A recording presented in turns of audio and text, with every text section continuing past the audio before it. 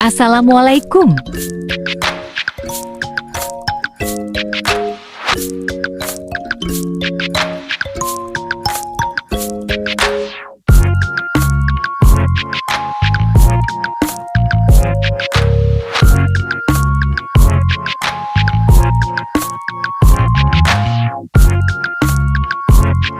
Perkembangan peserta didik. Sebelum itu, saya akan menjelaskan apa itu perkembangan peserta didik.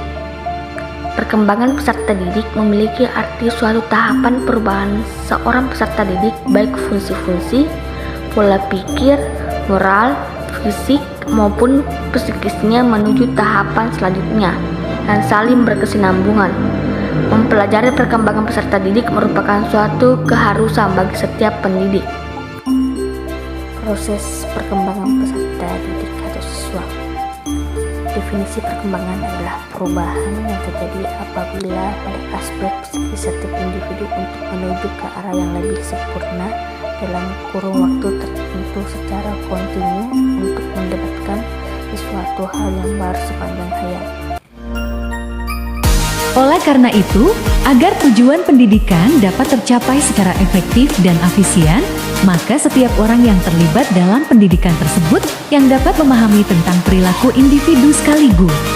Sebagai seorang guru, sangat perlu memahami perkembangan peserta didik. Perkembangan peserta didik tersebut meliputi perkembangan fisik, perkembangan sosio-emosional, dan bermuara pada perkembangan intelektual. Perkembangan fisik dan perkembangan sosio-sosial mempunyai kontribusi yang kuat terhadap perkembangan intelektual atau perkembangan mental atau perkembangan kognitif siswa. Faktor-faktor perkembangan peserta didik. Faktor internalnya terdapat 4, yaitu yang pertama gen dan sifat bawaan atau faktor herediter. Tidak dapat dipungkiri, kemampuan bawaan yang didapat dari orang tua memiliki pengaruh kepada perkembangan individu secara fisik, kognitif, serta emosi. Yang kedua yaitu kecerdasan. Setiap individu pasti memiliki kecerdasan yang berbeda. Kecerdasan merupakan kemampuan manusia yang dapat diukur dengan melihat beberapa hal seperti kemampuan analisis, memori, pemahaman, dan abstraksi. Yang ketiga yaitu bakat khusus. Individu terlahir dengan bakat tertentu baik yang langsung dapat diketahui maupun yang masih terpendam. Bakat di sini tidak hanya terkait dengan kemampuan akademik atau inteligensi, tetapi juga kemampuan lain terkait kreativitas dan olah tubuh. Jika terus diasah atau mendapat media untuk berkembang yang baik, bakat dapat menjadi media peserta didik untuk menjadi lebih dari apa yang dia bisa, misalnya menghasilkan prestasi atau karya. Kemudian faktor internal yang keempat yaitu kepribadian. Kepribadian adalah organisasi yang dinamis antara aspek fisiologis, kognitif, serta afektif yang mempengaruhi perilaku individu dalam beradaptasi selama hidupnya. Setiap individu sudah memiliki kepribadian yang berasal dari faktor genetis.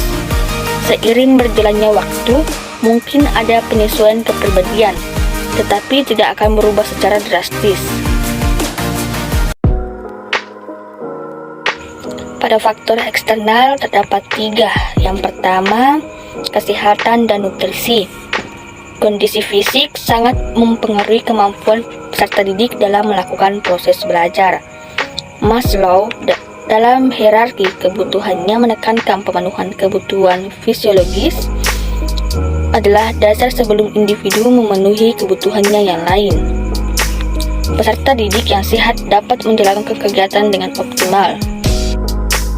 Yang kedua yaitu peran keluarga. Keluarga merupakan kelompok terkecil dan pertama yang dimiliki individu.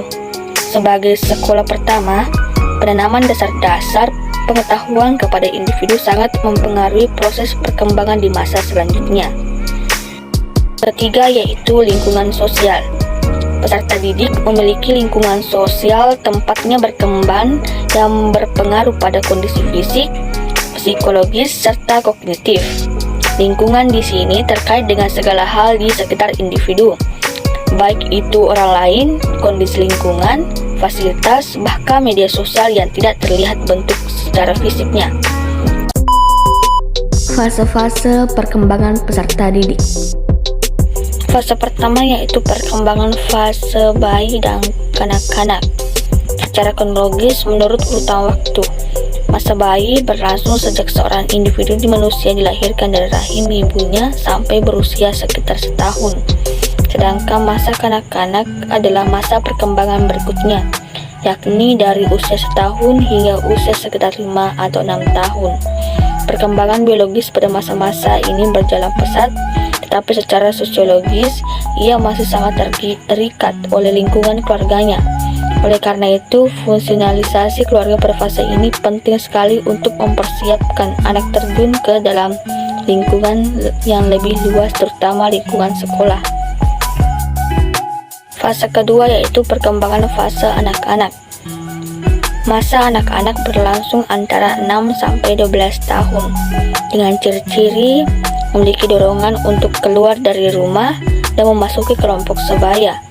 Keadaan fisik yang memungkinkan atau mendorong anak memasuki dunia permainan dan pekerjaan yang membutuhkan keterampilan jasmani, dan memiliki dorongan mental untuk memasuki dunia konsep, logika, simbol, dan komunikasi yang luas. Yang ketiga yaitu perkembangan fase remaja. Masa remaja menurut sebagian ahli psikologi terdiri atas sub-sub masa perkembangan, yaitu sub perkembangan prapuber selama kurang lebih 2 tahun sebelum masa puber, sub perkembangan puber selama 2,5 sampai 3,5 tahun, dan sub perkembangan post-puber yaitu saat perkembangan biologis sudah lambat tapi masih terus berlangsung pada bagian-bagian organ tertentu. Next, yang keempat yaitu fase perkembangan dewasa. Masa dewasa awal ialah fase perkembangan saat seorang remaja mulai memasuki masa dewasa, yakni usia 21 tahun sampai 40 tahun.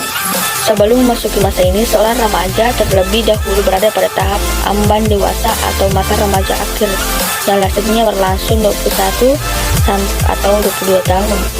Namun menurut pengamatan para ahli, pada masa post-puber proses perkembangan organ-organ jasmani tertentu, meskipun sudah sangat lamban, masih terus berlangsung hingga kira-kira usia 24 tahun.